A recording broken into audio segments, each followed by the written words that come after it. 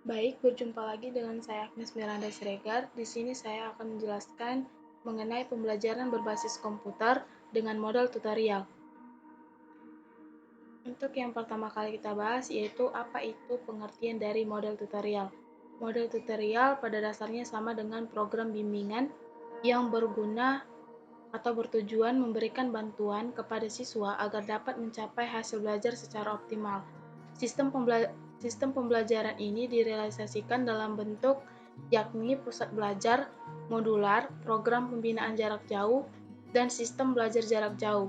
Program tutorial dapat diartikan program pembelajaran yang digunakan dalam pembelajaran dengan menggunakan software berupa program komputer yang berisi materi pelajaran dan soal-soal latihan.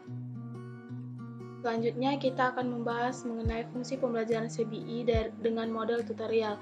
Fungsinya yang pertama adalah kurikuler. Kurikuler ini merupakan pelaksana kurikulum sebagaimana telah dibutuhkan bagi masing-masing modul dan mengkomunikasikannya kepada siswa. Yang kedua, pembelajaran, yaitu melaksanakan proses pembelajaran agar para siswa aktif belajar mandiri melalui program interaktif yang telah dirancang dan ditetapkan.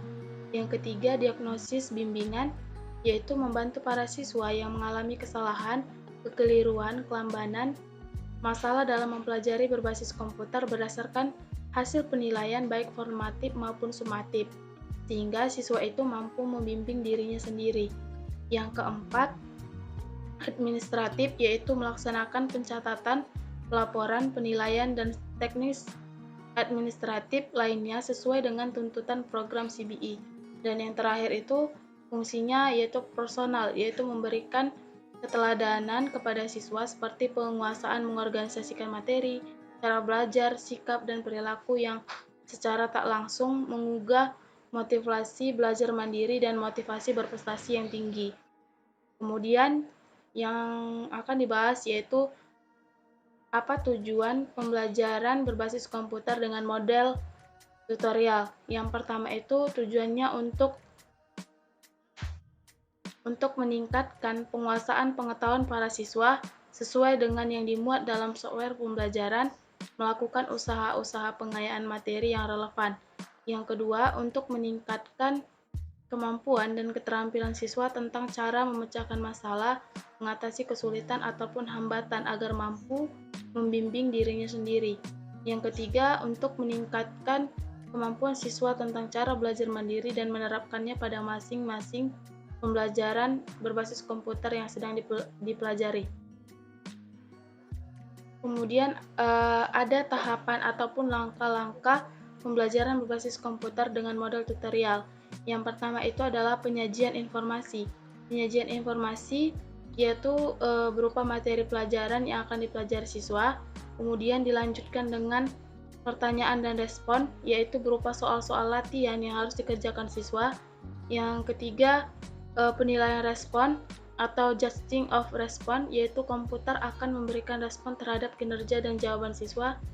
Kemudian dilanjutkan dengan pemberian balikan respon, yaitu setelah selesai program akan memberikan balikan apakah telah sukses atau berhasil atau harus mengulang. Yang kelima, pengulangan, dan yang terakhir adalah segmen pengaturan pelajaran atau sequencing listen segment.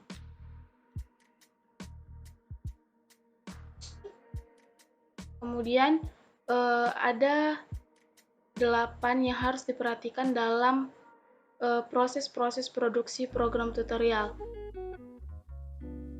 di mana setelah membuat perencanaan pengembangan program tutorial ini, langkah selanjutnya itu yang harus ditempuh adalah proses produksi. Yang pertama itu adalah pendahuluan atau introduction, di mana di pendahuluan ini terbagi menjadi 5. Yang pertama itu kita harus membuat judul programnya, di mana suatu program model tutorial diawali dengan tampilan halaman judul yang dapat menarik perhatian siswa. Yang kedua, tujuan penyajiannya, di mana pada bagian ini menyajikan tujuan yaitu sebagai standar kompetensi dasar ataupun indikator yang akan dicapai melalui program pembelajaran berbasis komputer dengan model tutorial. Yang ketiga, petunjuk atau direction, di mana petunjuk ini berisi pemberian informasi cara menggunakan program tersebut. Yang keempat, stimulasi prioritas pengetahuan atau stimulating prior knowledge, di mana prioritas pengetahuan ini berguna sebagai persepsi. Yang kelima itu inisial kontrol siswa, di mana tampilan inisial kontrol siswa ini berupa pilihan-pilihan berkondisi yang harus dilalui oleh siswa untuk memulai dan melaksanakan program pembelajaran berbasis komputer dengan model tutorial.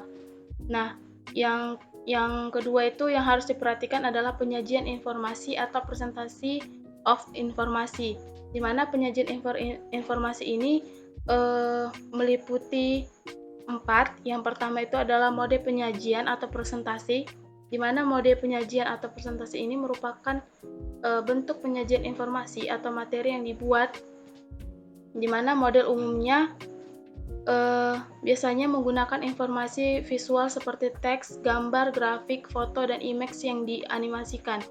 Yang kedua itu panjang teks penyajian, di mana panjang teks dalam program yang dibuat itu harus benar-benar diperhatikan karena akan memengaruhi kualitas program yang akan dibuat.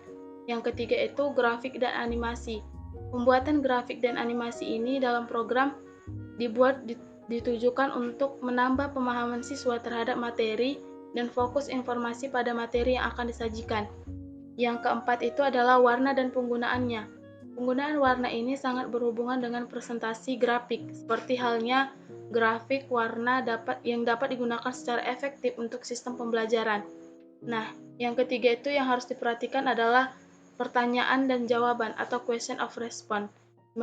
Di mana adanya pertanyaan dalam program tutorial ini dimaksudkan agar siswa itu selalu memerhatikan materi yang akan dipelajarinya, serta untuk melihat sejauh mana kemampuan siswa itu untuk mengingat dan memahami pelajaran tersebut. Nah, yang keempat itu yang perlu diperhatikan adalah penilaian tanggapan atau judging of response. Penilaian jawaban ini merupakan proses mengevaluasi respon agar feedback dapat diberikan kepada siswa. Yang kelima, berikan balikan respon, di mana umpan balik ini diberikan sebagai reaksi terhadap respon yang diberikan siswa. Umpan balik ini dapat berupa pesan-pesan dalam bentuk teks atau ilustrasi grafik. Yang keenam itu pengulangan atau remediasi, penyajian materi kembali bagi siswa yang belum memahami materi yang dipelajarinya, di mana prosedur pengulangan yang paling umum itu adalah mengulangi informasi yang pernah dipelajari siswa. Yang ketujuh, segmen pengaturan pelajaran, di mana program tutorial ini pada dasarnya mengikuti pola pembelajaran berprogram tipe branching. Pencabangan diatur sebelumnya dan dibuat dengan menu yang banyak pilihan. Dan yang terakhir itu yang harus diperhatikan adalah penutup.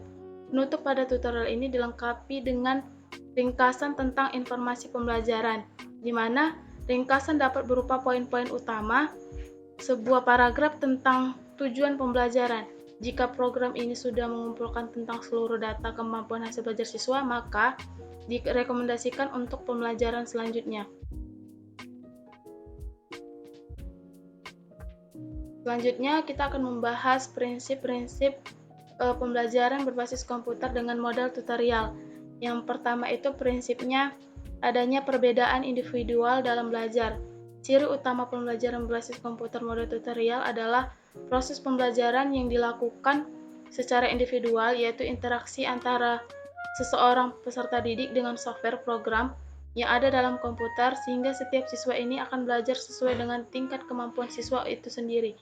Yang kedua, prinsipnya itu perhatian dan motivasi, di mana dalam pembelajaran berbasis komputer, model tutorial ini, setiap materi dan soal disajikan dengan berbagai macam bentuk, baik bentuk animasi, grafik, gambar, video, maupun foto, serta pembelajaran pujian, hukuman, dan feedback yang mampu membangkitkan rangsangan, motivasi, dan perhatian peserta didik.